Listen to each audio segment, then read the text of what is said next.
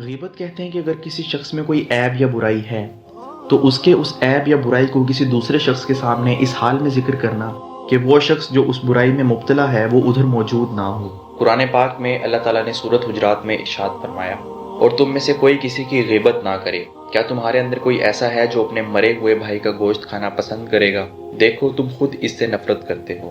اس آیت کے اندر اللہ تعالیٰ نے غیبت کرنے کو تشبیہ دی ہے اپنے مردہ بھائی کے گوشت کھانے سے۔ ہم میں سے کوئی شخص اپنے مردہ بھائی کا گوشت کھانا کبھی بھی پسند نہیں کرے گا۔ تو اللہ تعالیٰ یہی چاہتے ہیں کہ انسان غیبت والے فعل سے ایسے ہی نفرت کرنے والا بن جائے جیسے وہ اپنے مرے ہوئے بھائی کے گوشت کھانے سے نفرت کرتا ہے۔ غیبت کے حوالے سے نبی صلی اللہ علیہ وسلم نے ارشاد فرمایا، جب مجھے معراج کروائی گئی تو میرا گزر کچھ ایسے لوگوں کے پاس سے ہوا جن کے ناخن تانبے کے تھے، وہ ان سے اپنے چہروں اور سینوں کو بری طرح نوچ رہے تھے۔ میں نے سوال کیا، جبرائیل یہ کون لوگ ہیں؟ حضرت جبرائیل علیہ السلام نے جواب دیا، یہ وہ لوگ ہیں جو لوگوں کا گوشت کھاتے ہیں یعنی غیبت کرتے ہیں اور ان کی عزت پامال کرتے ہیں۔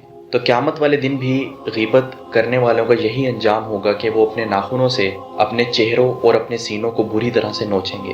ہم نہ تو خود کسی کی غیبت کریں اور نہ کسی دوسرے کو اس گناہ کا موقع دیں۔ حضرت اسماء بنت یزید رضی اللہ تعالی عنہا سے روایت ہے کہ رسول صلی اللہ علیہ وسلم نے ارشاد فرمایا، جس نے کسی مسلمان بھائی کی غیر موجودگی میں اس کی عزت سے برائی کو دور کیا، یعنی اس کی بے عزتی نہ ہونے دی، تو اللہ سبحانہ و تعالیٰ پر اس کا حق ہے کہ وہ اسے جہنم سے آزاد کر دے۔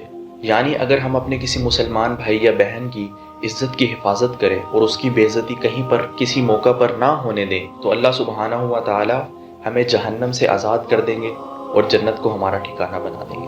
اب سوال یہ ہے کہ غیبت سے کیسے بچا جائے؟